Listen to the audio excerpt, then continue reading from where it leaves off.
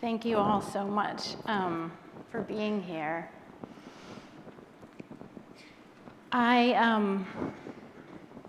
It's amazing, actually, to see everyone gathered here. Take a moment and look around at all the people in this room who are here to connect and to learn. I think the last time I felt this sense of awesome inspiration was actually this spring when I had the opportunity to participate in a Mind and Life meeting in India with many other wonderful people here, with His Holiness the Dalai Lama. I want to share a little bit about this meeting as a preface to our time together this morning.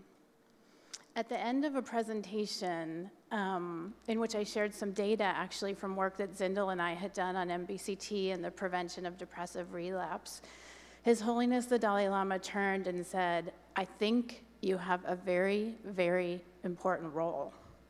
You also have more responsibility." Now, when His Holiness the Dalai Lama shares a communication like that, I think it's important to pay attention no matter what. But in this case, I felt it even more so because my 16-year-old daughter, Serena, had come on that trip with me. She was present and, like a good high school student, was taking copious notes throughout the entire 5-day meeting, so I knew I would be held accountable once we got back home. What he said and what she wrote was a clear summary of that responsibility.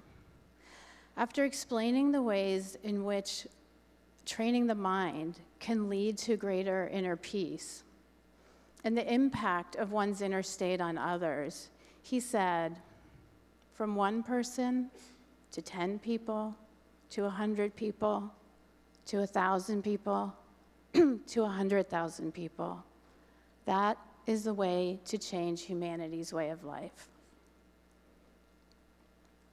Returning back to Boulder after that trip, His Holiness's words stayed with me. I wondered, how are we doing in upholding this responsibility?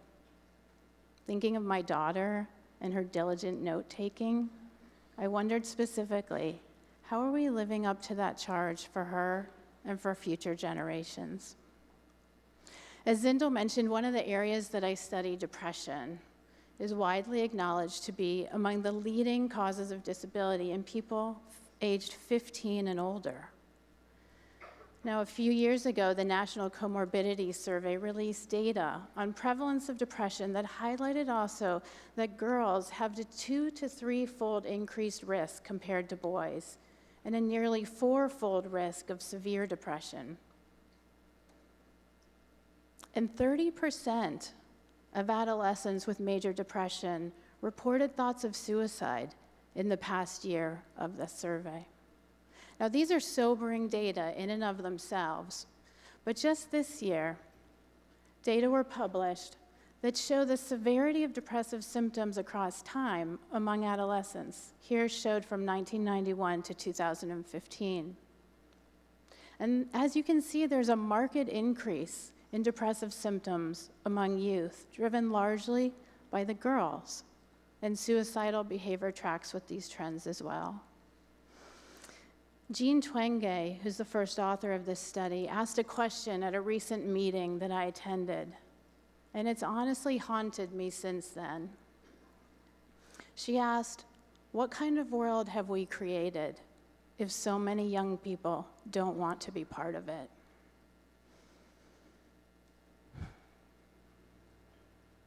And yet, despite all of this, a commitment to creating a better future draws many of us to this field and right here today, this morning, at this convention. And this is what I've been grappling with and pondering. Given our energy and our intention, our collective knowledge and resources, how can we be of greatest benefit?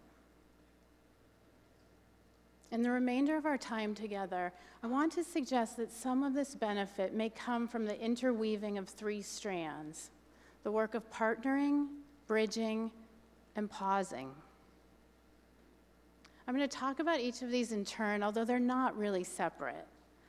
The first 2 focus on invitations for what we do in our work. And I'll share with you 4 areas of research that I've been doing in my lab and with collaborators. And the last section is a bit more personal, sharing some recent ideas, not just about what our work is, but the how of our work and who we are in the context of the work that we do. Let's start with partnering.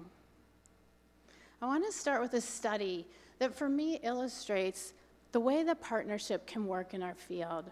It was a collaboration among myself, representing clinical psychological science, my colleague Tor Wager, who's an affective neuroscientist, and our colleague Jess Andrews-Hanna, cognitive neuroscientist, Roshi Joan Halifax, known to many of you, and the graduate student Tor and I mentor, Yoni Ashar, who quite honestly combines the best of all of us in one person. And we came together with this conviction that addressing complex problems is inherently an interdisciplinary process. We were interested in the question, how do we cultivate more compassionate responding in our world? And specifically, what is the impact of compassion meditation on the way people respond to stories and images of suffering others?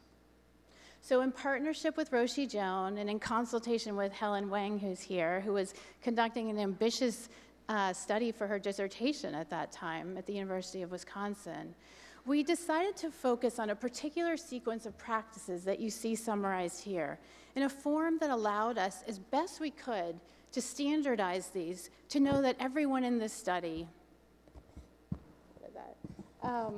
was receiving the same practices. Is this still working? Thank you.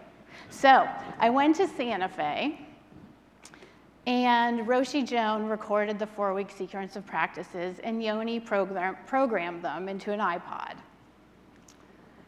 And we also decided at the start and the end of the study to ask people to come into the lab and see photos and hear stories of suffering others. And we asked them about how they felt and what they thought. And then we gave everyone $100. And Yoni created a task in which people could keep the money for themselves or donate it to groups that helped the suffering others. Now, we had done a lot of important foundational work at this point in planning this study, but from an important methodological standpoint, we still had some work to do, because we needed to ask, what was the impact of compassion meditation relative to what? Now, I mentioned the importance of interdisciplinary collaboration, but I want to expand that here by referring to this idea that psychologists have termed adversarial collaboration. And this is an approach that actually seeks out partnerships. You can see here how they've defined it in their paper. That seeks out partnerships for your work, people who see the world differently than you, who have different assumptions and different predictions. I think our society in general needs to engage more across differences, and so does our science and our scholarship. Now, for our team, Roshi Joan and I were particularly interested in compassion meditation, but Tor, my collaborator, had spent much of his career studying placebo effects in pain. He wanted to know if compassion meditation was more than just people's expectations. So we developed this control condition, an oxytocin placebo control. We gave people little bottles of nasal spray, and we told them that it contained oxytocin, and that if they sprayed it up their nose once a day for 4 weeks, they would become more compassionate.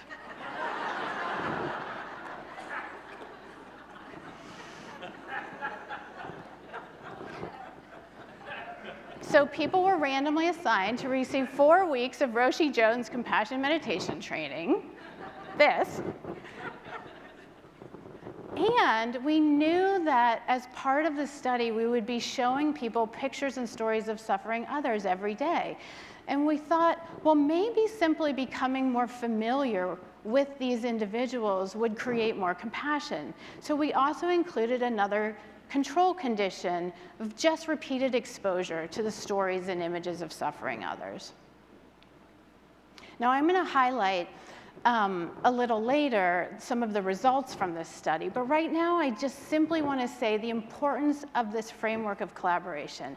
I am quite confident that if we had not been working together, Tor would not have studied a compassion meditation intervention. And I am also quite confident that I would not have come up with the idea of placebo nasal spray. This ability to conceptualize studies is actually that are collaborative in nature, is part of the magic of Mind and Life. This is an image from one of the recent summer research institutes. And the compassion study that I just described grew out of conversations and connections at the Summer Research Institute. And I think Mind and Life is unique in its expertise to create spaces where people can come from all over the world, representing different viewpoints and interests, and work together. And I think we can build on this legacy by adding an emphasis on not just interdisciplinary partnership, but partnership with the communities with which we work. Now, a lot of my work, as Zindel mentioned, has focused on women's mental health. If we look at the history of how the mental health field has responded to women's needs, for a long time, there was a strong reliance on the status and authority of medical providers rather than systematic evidence that gave voice to the experiences of women. This made mental health care vulnerable to all kinds of problematic biases and heuristics. An example I often use is the rest cure. The rest cure was developed in the late 1800s and provided to women, often depressed. They were forcibly socially isolated, confined to their homes or even rooms within homes so that they could rest. This was memorialized in a great short story called The Yellow Wallpaper by Charlotte Perkins Gilman about her own experience of a postpartum mood disorder. In her own writing about why she wrote this story, she describes the result of the, quote, rest cure as bringing her near the edge of utter mental ruin. Now, fast forward some 100 years, and fortunately, we are not confining women to small rooms to treat their mental health concerns. But the contemporary context of mental health care remains in many ways out of step with what we know about the nature of suffering and the desires of those who are infected. As just one example, you can see here the rapid increase in the prescription of antidepressant medication to pregnant women in the US following the introduction of the SSRIs in 1988. And in fact, today, the majority of women who are identified as depressed while pregnant are responded to with prescriptions of antidepressant medication. But when given an option, most women, in fact, prefer a non-pharmacological approach. We did 2 relevant studies here, and we asked women if they had the choice of what they could do to protect themselves from depression's return. They could take antidepressant medication, or they could do a psychotherapy, which is either mindfulness-based or an interpersonally focused psychotherapy. What would they prefer? This was a study with middle-income insured, majority white sample, and we found the vast majority of women preferred non-pharmacological care. But we were also interested in the preferences of women who are uninsured, as barriers to non-pharmacological options are often greater. And these results are from a study with a survey with low-income African-American women who are uninsured and medically underserved. You can see that about as many women prefer no depression care as prefer to take antidepressant medication while pregnant. So how do we take these histories and contemporary realities into account when we study contemplative practice and to be of best benefit in people's lives? So my work has increasingly moved to integrating with our experimental randomized trial methods a community-based participatory approach. A good example of this is a current project in my lab that's focused on how can we help young women develop the skills to be protected from the kinds of threats of depression and thoughts of suicide that I mentioned earlier, and to address the fact that nearly half of young women during high school say that they don't like their bodies, that they actually hate the way they look based on their weight and shape. In the first phase of this project, we convened a youth team of high school and college-age women, and they in fact conceptualized, conducted, analyzed, and wrote up an entire study focused on the experience of groundedness in the body. This was a construct that wasn't at the forefront for us as the researchers, but they led us to this importance of feeling grounded in the body and meditation practices that are linked specifically to that. We then worked with them and other members of our team in a process of co-design this summer.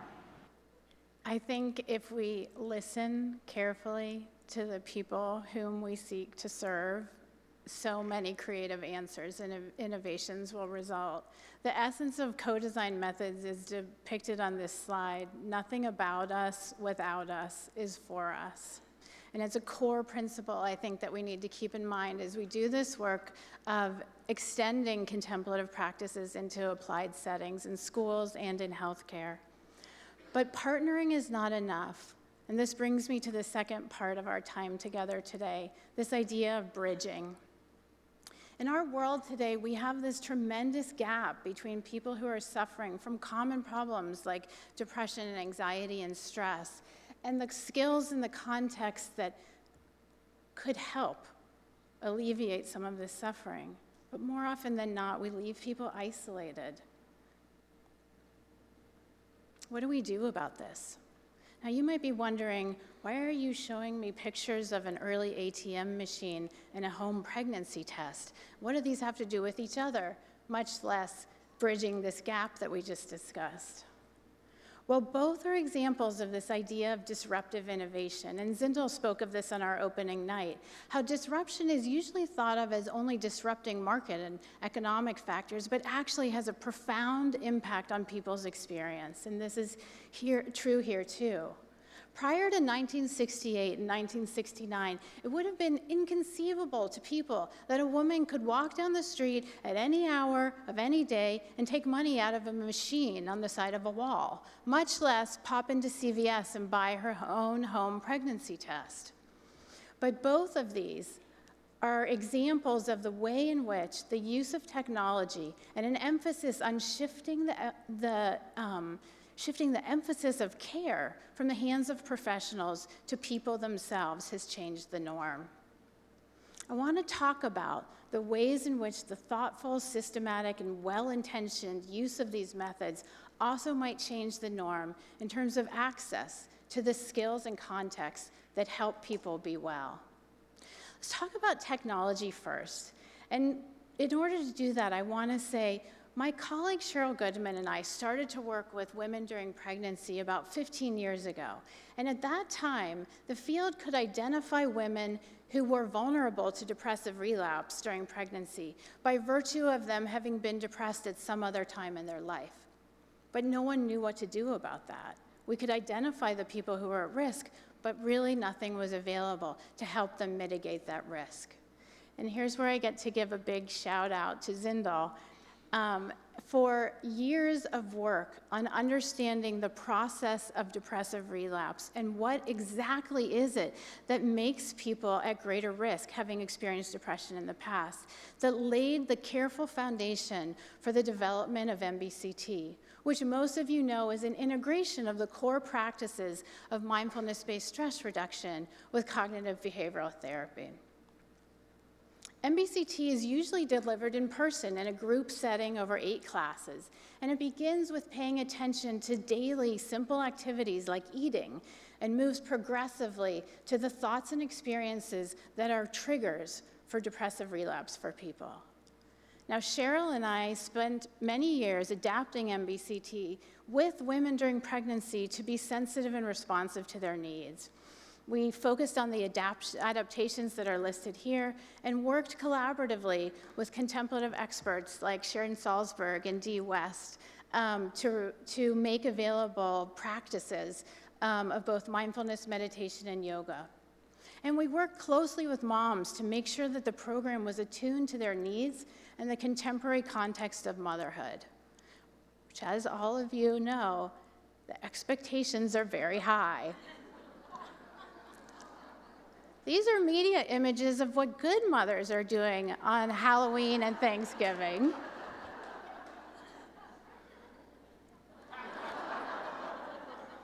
But in reality, the truth is often quite different. We didn't want mindfulness to get incorporated as just another way that women who are vulnerable to self-criticism could be hard on themselves. So we incorporated specific practices for self-compassion and kindness and ways of reaching out and asking people for help. We studied this intervention in a randomized trial in Kaiser Permanente OB settings in Colorado and Georgia, and found that MBCT provided clear and significant benefit for prevention of depressive relapse. Over 80% of women who got this 8-week class were protected from depression coming back during pregnancy and through the first 6 months postpartum, compared to only 50% in usual care. Now, we also found a significant association between the amount that women practiced and the reduction in their depression scores. We were super excited about this study when we published it and found the findings. But here's the challenge. We went to the OB settings where we had done the very research, and we said, we've got something awesome for your patients in your practice. And we want to figure out how to integrate it as a routine program so women can actually get this. And what we encountered is what's commonly known as implementation limbo.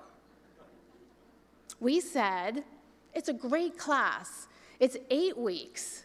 And they said, oh, could you do it in 8 minutes? We said, you need to have trained instructors that begin with a 5-day residential training program. And they said, we could give you about 5 minutes at the start of our team meeting next week if you want to cover it. Essentially asking at each step, how low can you go with the integrity of this intervention? But we wanted to protect what we thought were core elements of this intervention. We did not want to encounter the other implementation barrier, widely referred to as the implementation cliff, which is you find really good results in a randomized trial, but then once you get it out into the world, those results fall, those effects fall dramatically in terms of the quality and the impact of what's provided. Now, fortunately, not long after Cheryl and I had started this work, Zindel and I had also started thinking a lot about these problems with regard to the reach of MBCT. And we were deliberating about developing a digital version of MBCT. But when we started, we were hesitant. And we thought in 2008, well, let's talk it over with John Kabat-Zinn and John Teasdale and Mark Williams. This is a photo from the dinner that Zindel hosted at his house in 2008. And I'm showing you this as proof that we have been working on this a very long time. But also as a reminder of the considerable skepticism about the digital version of MBCT.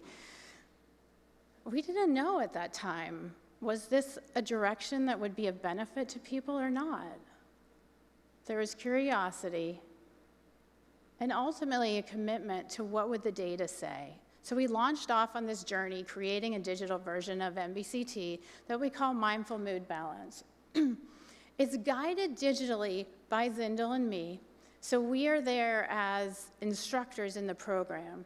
And live support is provided by coaches who, to date, have been graduate students in my lab, whom Zindel and I train and supervise.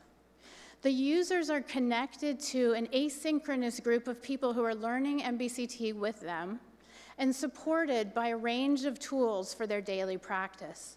And then each session follows this sequential tripartite learning cycle where people experience the practice, engage in inquiry, learn through viewing others, and are provided with information.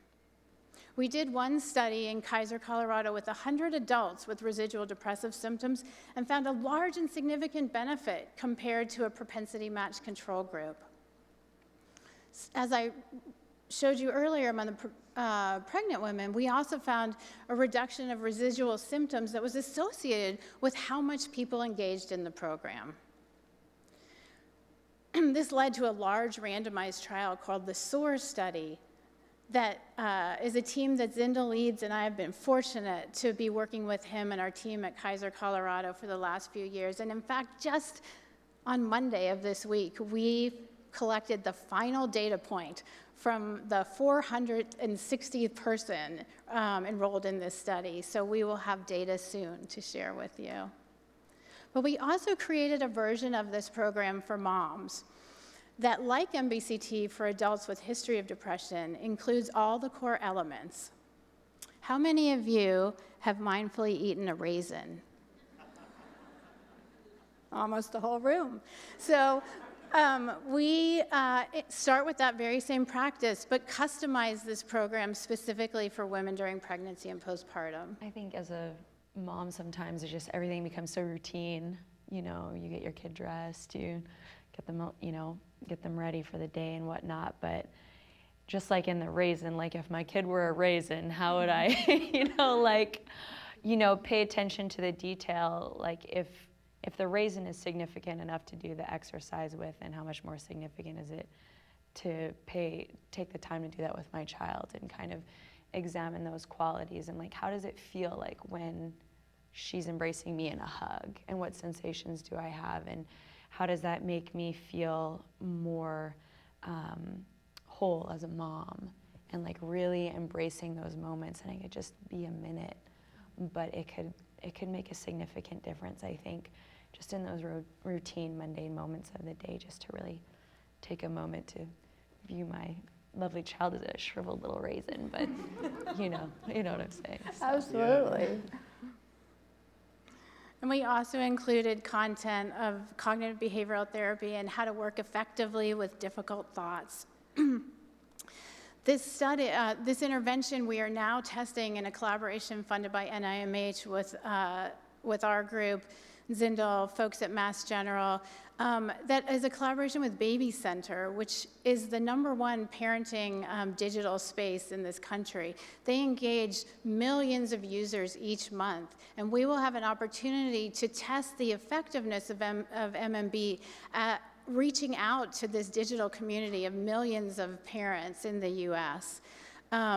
And to randomly assigning 500 pregnant women who have recurrent depression and have been treated with antidepressant medication, following them through pregnancy and into the postpartum period. Now, I want to really make the point that technology, I think, is an important part of the solution, but it's not the only part of the solution. And I want to talk a little bit about the low-tech end of bridging the gap, and that's this idea of task sharing. About 5 years ago, a team from India called me and asked if I would work with them on a project that was attempting to address the reality of their mental health system, which was paralyzed by workforce shortages, and the small cadre of professional clinicians just simply could not meet the needs of the population.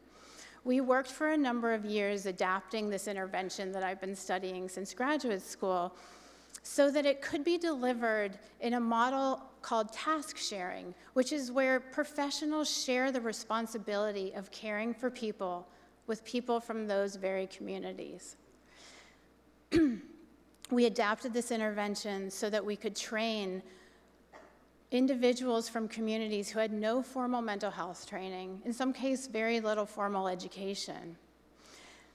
The results of that study in treating depression were published in 2017 in The Lancet. And this program, called the Healthy Activity Program, was associated with a large and clinically significant effect on depression, and high cost effectiveness too. Now, at some point during this collaboration, and I was flying back and forth from Colorado to India and waking up in the middle of the night to do meetings with people in India, I wondered, what about in our own backyard? Could we reverse translate some of these methods to be of benefit to women right where I was living in Colorado? And that led to a series of partnerships and working closely with women in Colorado to develop a program in which peer mentors, so women who have some personal experience of depression, are trained to support women struggling during pregnancy and postpartum to bring these core skills of action, skillful action, into their daily lives. We call this program ALMA, which means soul in Spanish, and Latin root including nourishing, loving, and kind.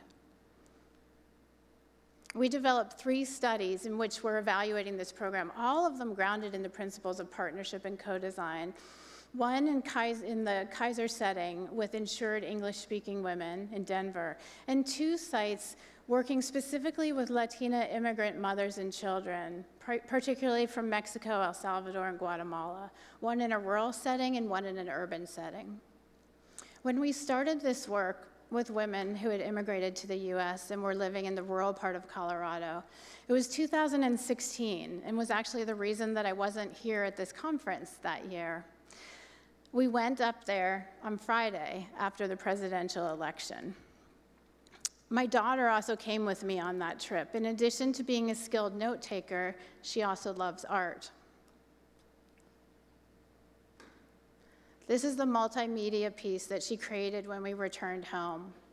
It was her expression of a conversation she had with a young mother there, and the sense of the ways in which people's stories are silenced by our country's policies, actions, and rhetoric around immigration. It's a crumpled map of the Mexico-Texas border. We also did a photo voice study with women in that community as well in our early phases of work, in which we explored together what compassion meant, using photography, not written and spoken language, as a principal means of expression. There were many beautiful images, but this one in particular has stayed with me. She entitled her photograph "Stop," and the caption was, "To have compassion makes you greater, but to be cautious is essential." I think this is a reality that's important to keep in mind as we think about contemplative practices in settings and for people for whom the contexts of their lives are often hostile. In a recent paper in Current Directions in Psychological Science that focuses on racism in everyday life, they say the solution to the problem of racism is not to change the fish so that it can survive in toxic water, but instead to change the water the fish has to live in.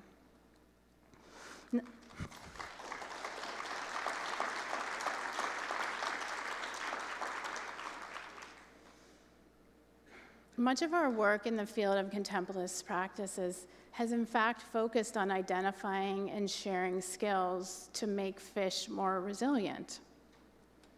I continue to believe that this work is critically important. Social determinants of health, structural inequalities, the conditions that perpetuate racism do not change quickly. But at the same time, we have to expand this work to address the toxic water.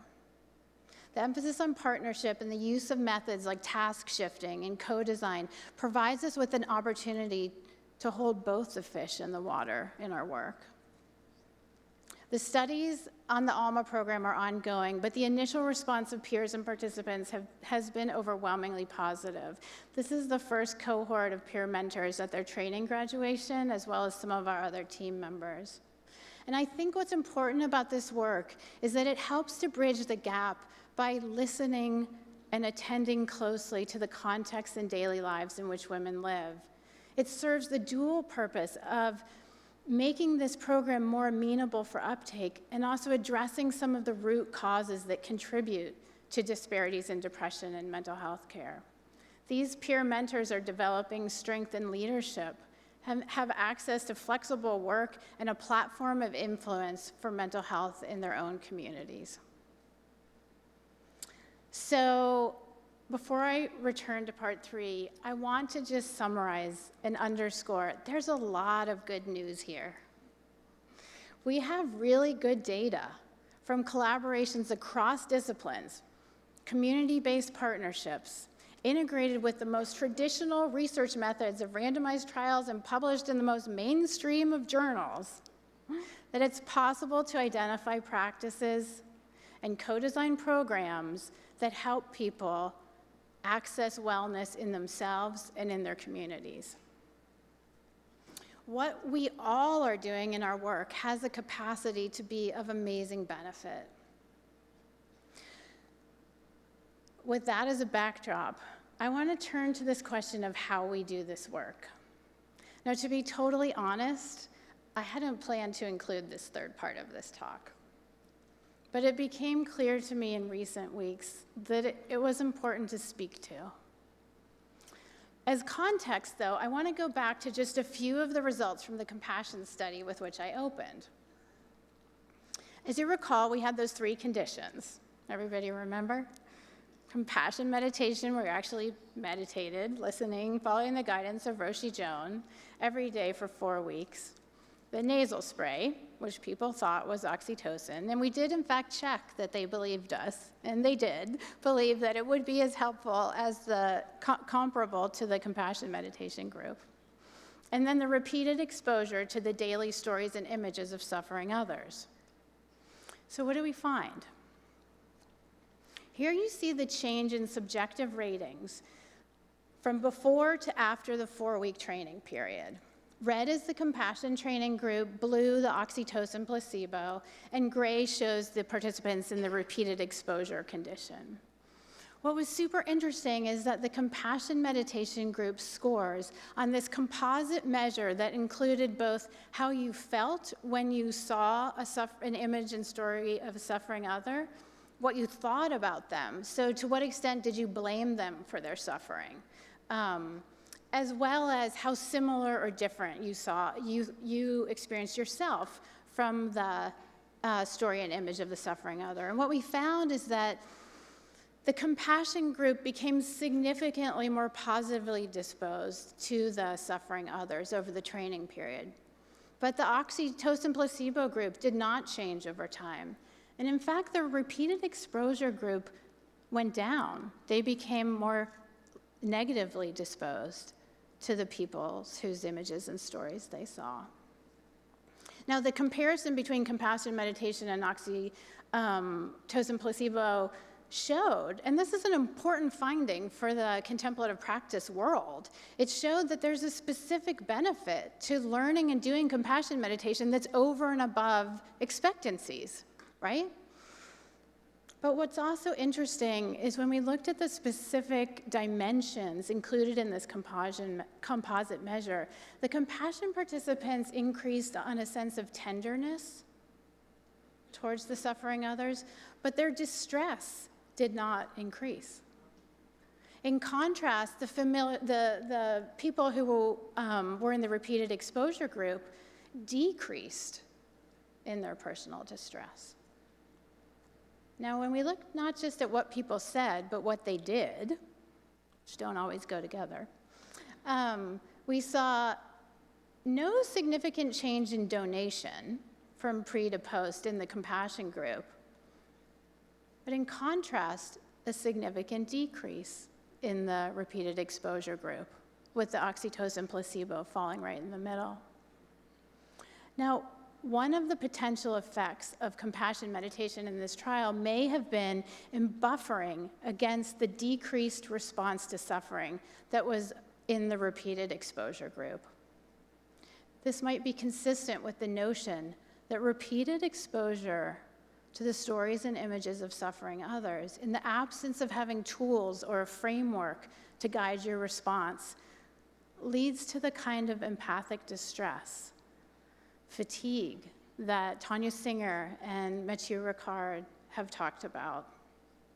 So I think this study tells us 2 important things. It tells us about the specific effects of learning and practicing compassion meditation, but it also tells us, perhaps equally importantly, about the risks of failing to provide people with tools when they're repeatedly exposed to the suffering of others.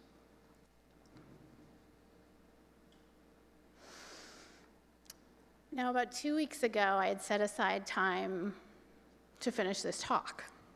It was a Wednesday morning, and I had drafted the first 2 sections, and I thought, I just need to wrap up the conclusion, make a few slides.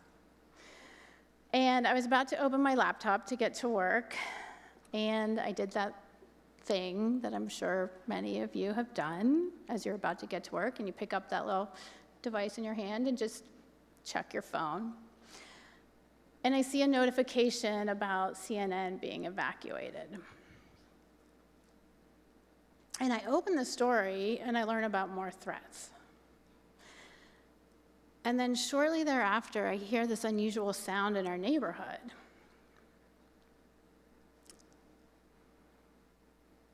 And it was the sound of helicopters. And I get a text from my daughter who's at school.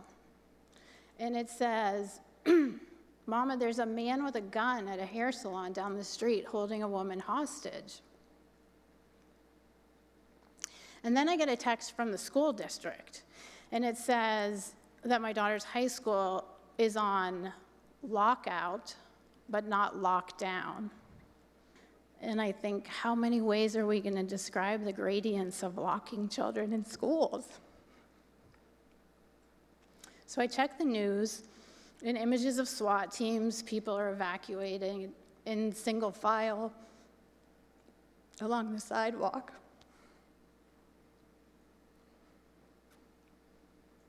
And the incident ends without shots fired.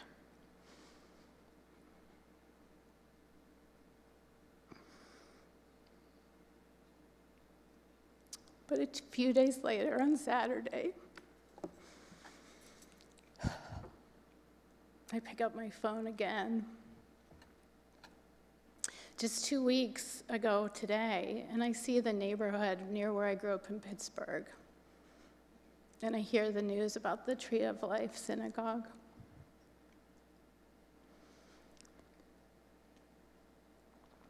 And my mind is just stuck in the incomprehensibility of the suffering of the people who are victims, survivors, and the people who are perpetuating so much violence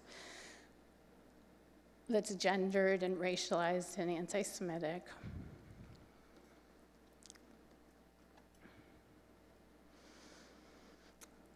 Day after day, images and stories of suffering others. And I wonder, are we becoming like the people in our compassion study? The work that we are all doing here has never been more important or timely. And it's also really hard. There's a sadness, a heaviness that's near. It's the kind that could take up residence in the bones. A pervasive sense of threat, a deep sense of depletion on the horizon. And I hear it in the voices here when people say, "Hey, it's so good to see you, how are you?" And you can hear on the edges of the words, the margins of the conversations, I'm good, yeah, good, yeah, I'm okay, yeah.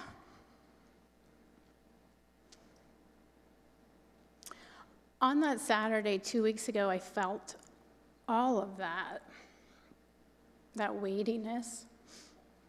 And then I remembered that moment in India in March with my daughter, listening to His Holiness and his words about the 1 in the 100,000.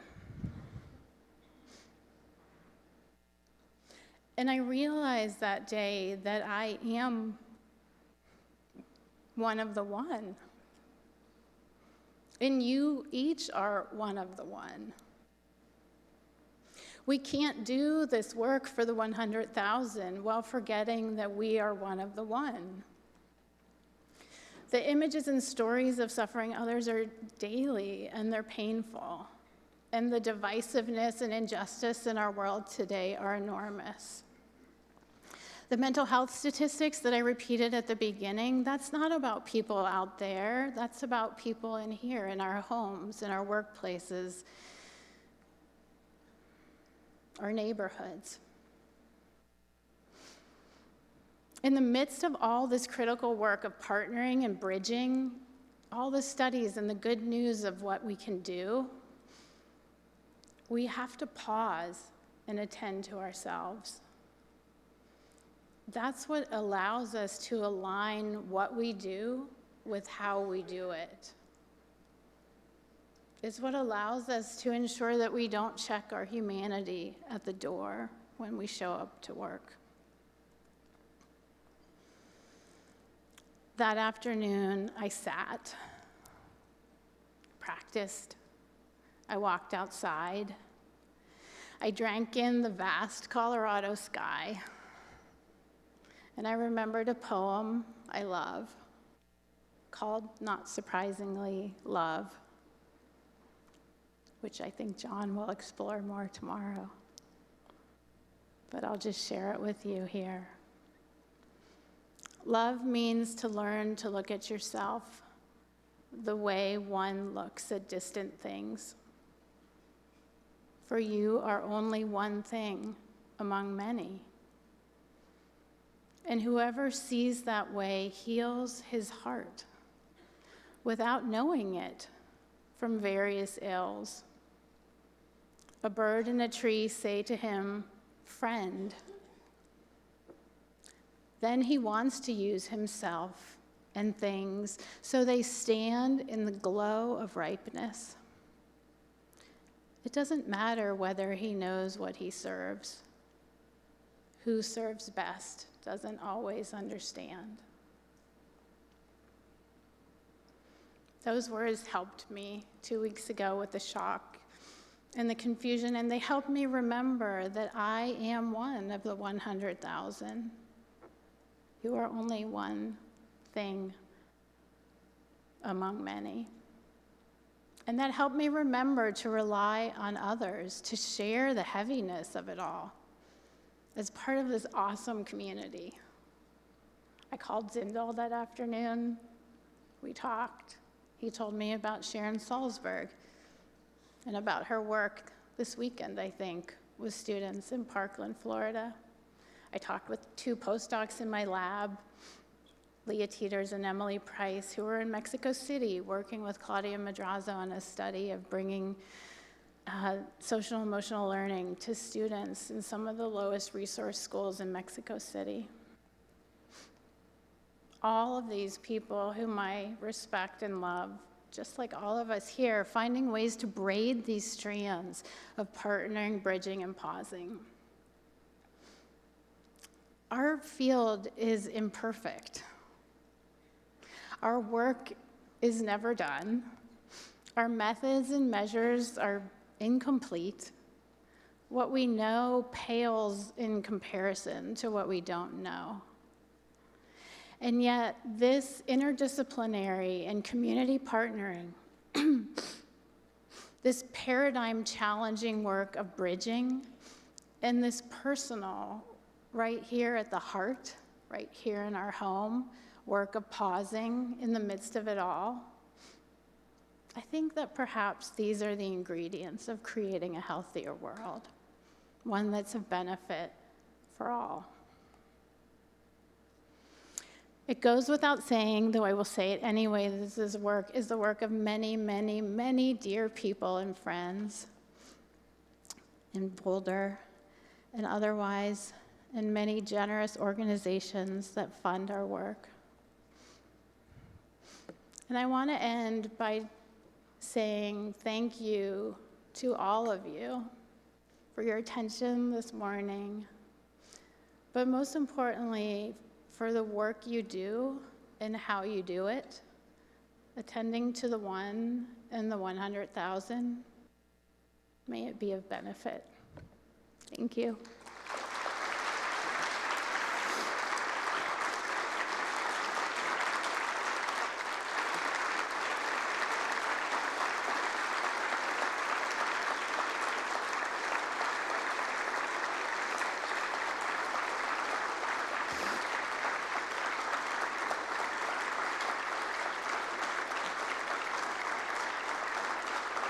Thank you all.